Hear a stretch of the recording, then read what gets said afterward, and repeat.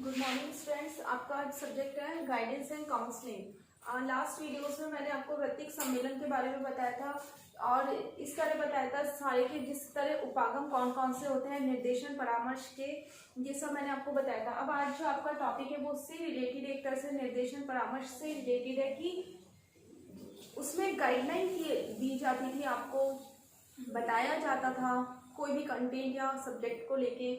इसमें क्या किया जाता है, ये आज जो मैं टॉपिक ले रही हूँ वो है विवेचन विधि। विवेचन को परिचर्चा विधि या फिर डिस्कशन मेथड भी कहते हैं। बेसिकली एक चीज आप हमेशा याद रखना कि कभी कभी जो हिंदी के वर्ड्स होते हैं वो बहुत सारे होते हैं, ठीक है।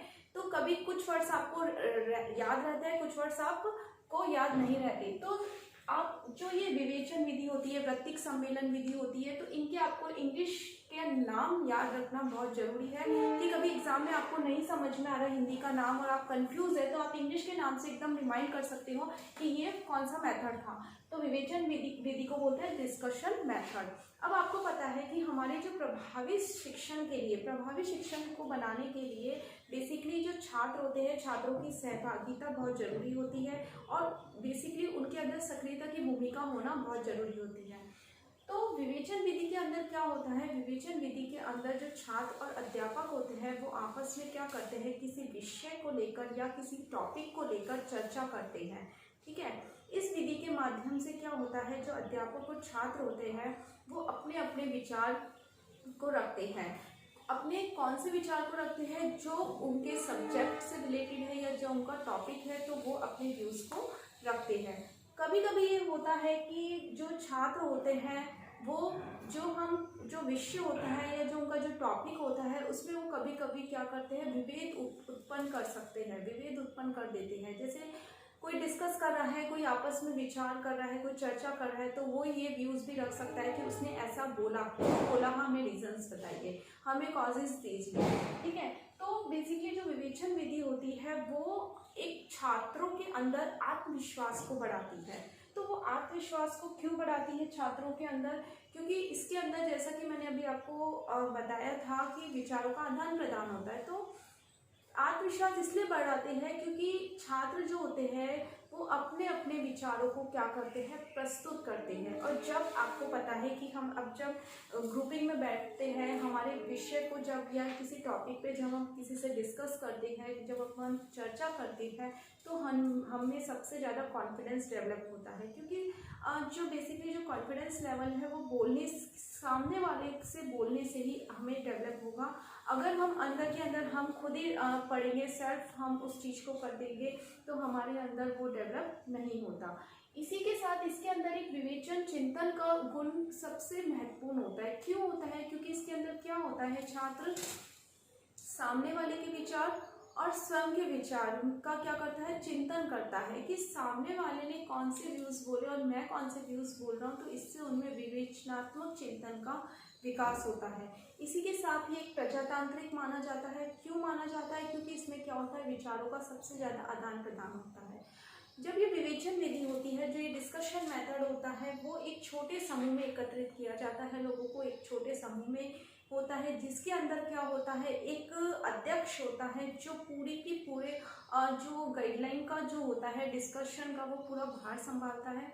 अध्यक्ष के साथ जो शिक्षक होता है वो एक मध्यस्थ के रूप में भूमिका अदा करता है। और मध्यस्थ के रूप में जब वो भूमिका अदा करता है तो छात्र उसकी सहभागिता निभाते हैं। मतलब इसके अंदर तीन चीजें हैं, तीन जनों को सम्मिलित किया गया है एक तरह से। जैसे सबसे पहले जो एक अध्यक्ष माना जाता है, शिक्षक होता है और छात्र होते हैं, ठीक है।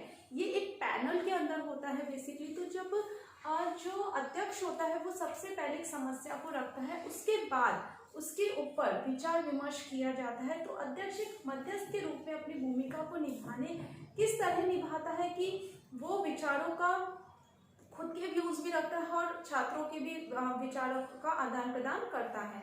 इसी तरह कभी कभी इसके डिस्कशन मेथड में क्वेश्चंस पुटिंग का भी एक अलाउड करते हैं कि इसके अंदर क्या होता है कि जब हम सामने वाले को उस टॉपिक के बारे में बता रहे हैं या उसकी जो समस्या हमने ली है, जो समस्या हम उसको बता रहे हैं, तो वो समस्या जब स्पष्ट की जाती है, समस्या स्पष्ट की जाती है, तो सामने वाले को पूरी छूट दी जाती है। एक तरह से छात्रों को पूरी छूट दी जाती है कि वो उससे सम्मिलित प्रश्नों को सामने रख सकता है कि अगर उसे कोई डाउट है, कोई डाउट क्लियर करना चाहता है तो वो उसको उसके सामने रख सकता है।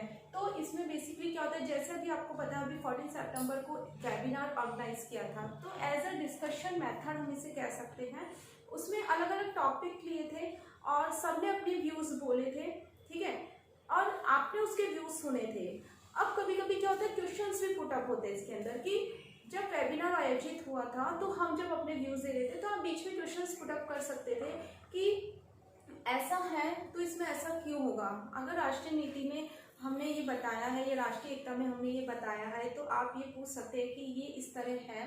राष्ट्रीय शिक्षा नीति अभी जो वर्तमान में कोरोना वायरस का इतना चल रहा है तो वो इस तरह किस तरह जोड़ सकते हैं, मतलब अपने व्यूज आपकी जो समस्या है वो सामने रख सकते हैं। तो डिस्कशन मेथड बेसिकली यही है कि इसमें विचारों का क्या होता है, आदान प्रदान होता है, ठीक है, अपने अपने व्यूज रखते हैं तो इनके अंदर बहुत सारे गुणों का विकास होता है, जैसे विवेचनात्मक चिंतन का विकास होता है, तार्किक चिंतन का विकास होता है।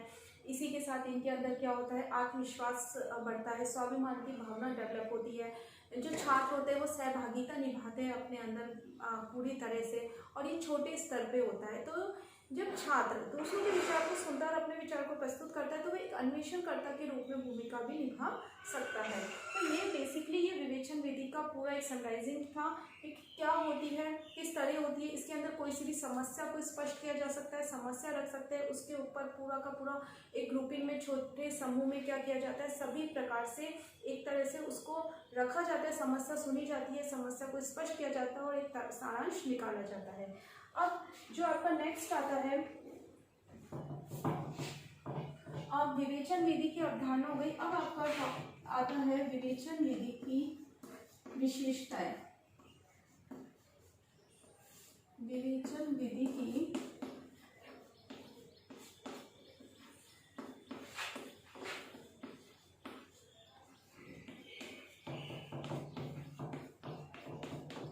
विशेषताएं। अब विवेचन विधि की कौन कौन सी विशेषताएं होती है, पहली आती है कक्षा में शिक्षक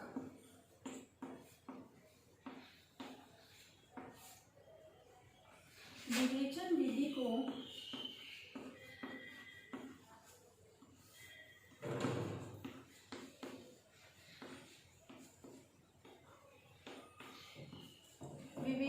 को निर्देशित करता है।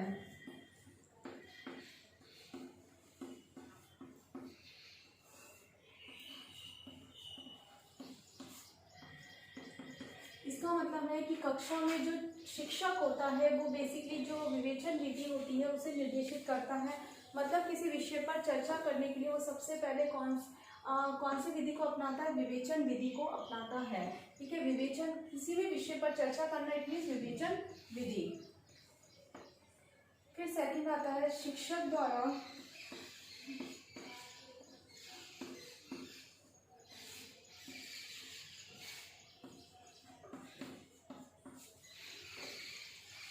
कक्षा विवेचन की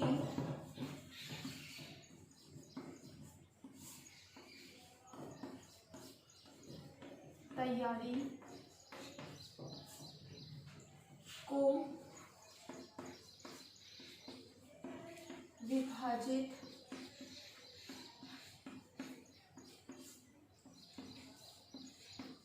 किया जाता है।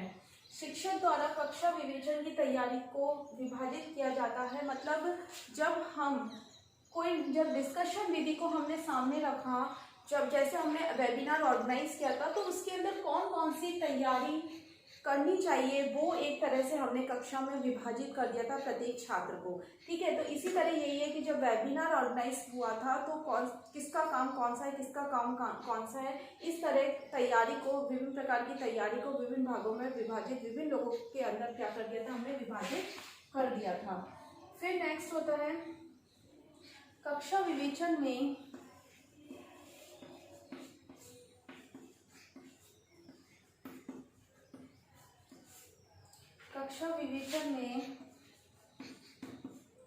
समस्या समाधान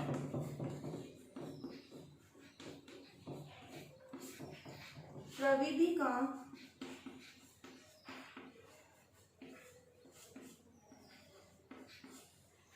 प्रयोग होता है।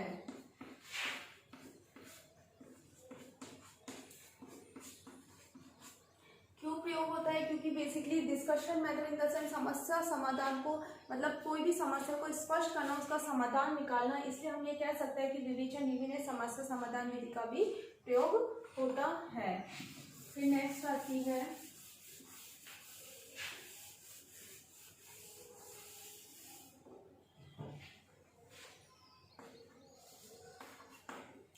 कक्षा विवेचन में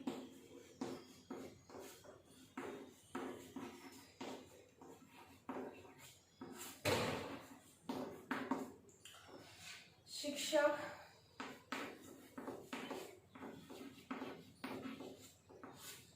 विवेचन करता है,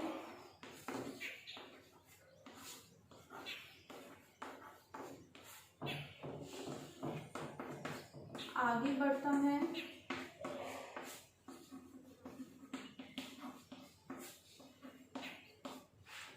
तथा उसका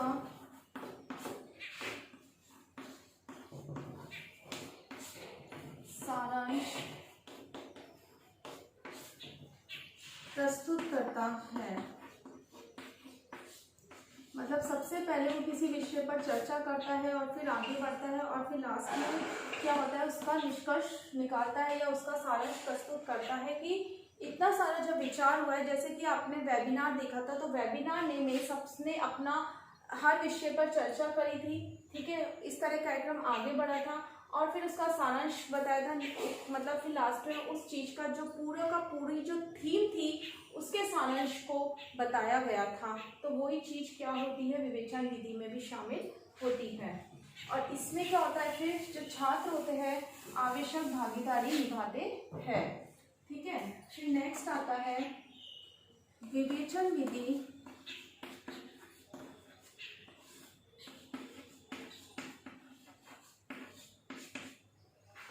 एक पारस्परिक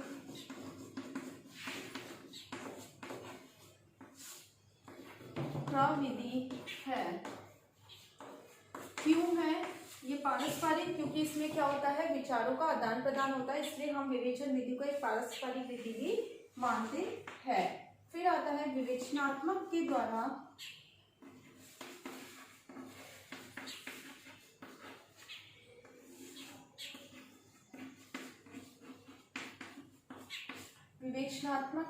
तार्किक चिंतन होता है। तार्किक चिंतन होता है।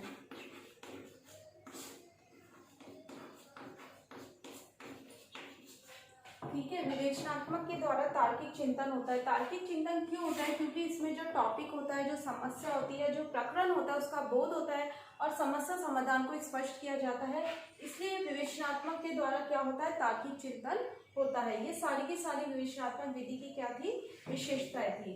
अब आपका नेक्स्ट टॉपिक आता है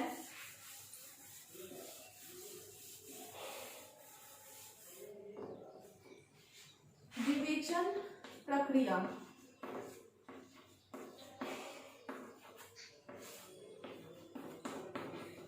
विवेचन प्रक्रिया सबसे पहले क्या होता है? तो सबसे पहले जब आपने वेबिनार ऑर्गेनाइज किया था, वेबिनार को अरेंज किया था, तो सबसे पहले थीम को डिसाइड किया था। तो इसी के अंदर सबसे पहले जो आता है वो आता है समस्या प्रस्तुत करना। समस्या प्रस्तुत करना। जो समस्या होती है वो सरल होनी चाहिए, स्पष्ट भाषा में होनी चाहिए। कैसी समस्या है, समस्या एक फैक्ट होनी चाहिए। तो सबसे पहले जब हम एक डिस्कशन मेथड करते हैं, जब किसी विषय पर चर्चा करते हैं, तो किस विषय पर, किस टॉपिक पे, किस थीम पे हमें या किस समस्या पे हमें एक तरह से बोलना है, विचार करना है। तो सबसे पहले ये डिसाइड होता है कि समस्या किस तरह प्रस्तुत की जाती है, समस्या कौन सी है। फिर नेक्स्ट आता है सेकंड नंबर पे, छात्रों को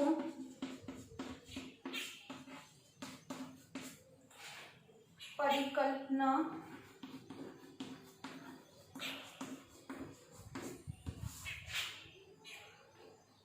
विकास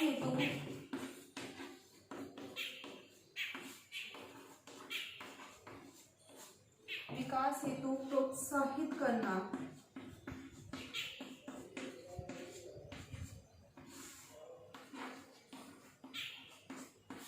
अब ये परिकल्पना क्या होती है? ये हाइपोथेसिस होता है। इसके अंदर क्या होती है कि जब कोई समस्या होती है तो हम उसके अजम्पशन करते हैं, उसका अज्यूम करते हैं।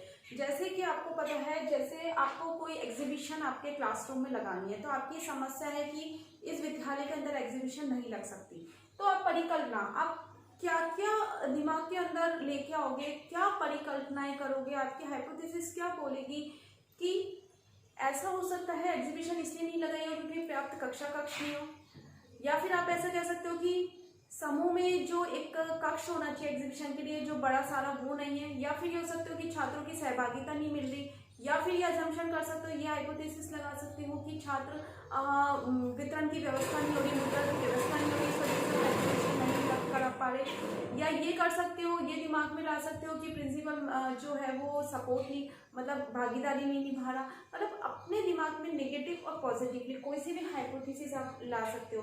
तो विवेचन विधि में भी क्या होता है कि सबसे पहले बच्चों को समस्या दी जाती है और परिकल्पना के लिए आमंत्रित, परिकल्पना को विकसित करने के लिए उन्हें क्या किया जाता है, आमंत्रित किया जाता है।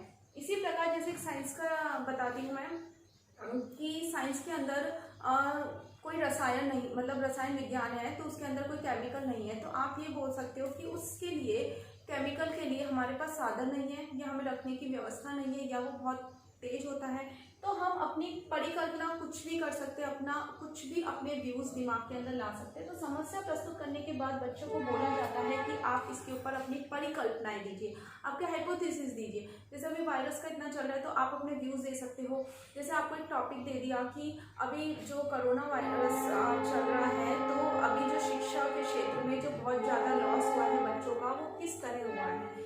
अब आप परिकल्पना ये कर सकते हो कि स्कूल्स खुले हुए हैं, काम हो रहा है, ऑनलाइन क्लासेस लग रही है, या ऑनलाइन क्लासेस में प्रॉब्लम्स क्रिएट हो रही है, या फिर कुछ भी अपने व्यूज़ दे सकते, मतलब कुछ भी आप परिकल्पना कर सकते हो इससे रिलेटेड कि शिक्षा नीति को स्कूल्स खोल लेनी चाहिए, नहीं खोल ले, या क्यों ऐसा हो रहा है कि ज़्यादा बढ़ जाएगा, या अपने अपने व्यूज़। तो बच्चों को एक परिकल्पना बनाने को बोला जाता है किसी भी विषय या कोई का जो समस्या होती है उसके ऊपर।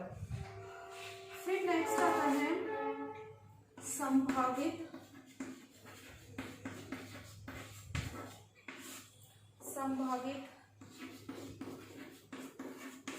प्रमाण को ढूंढना।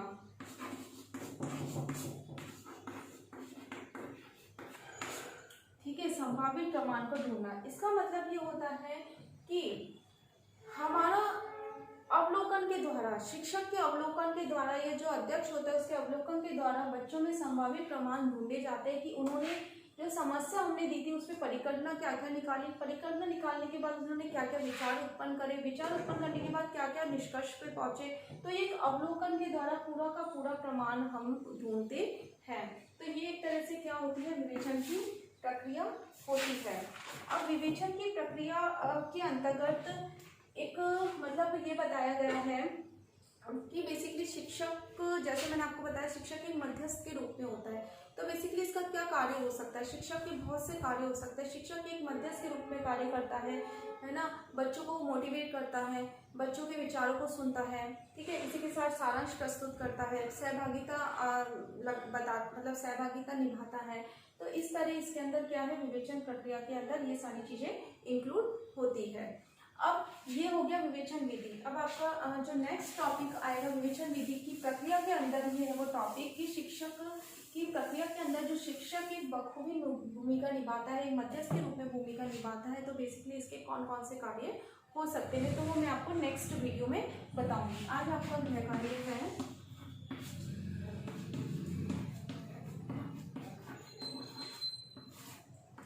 विवेचन विधि की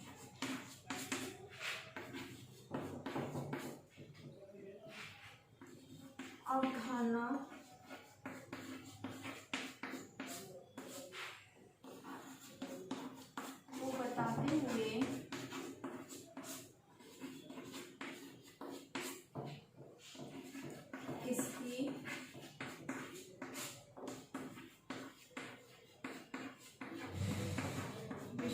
माताओं को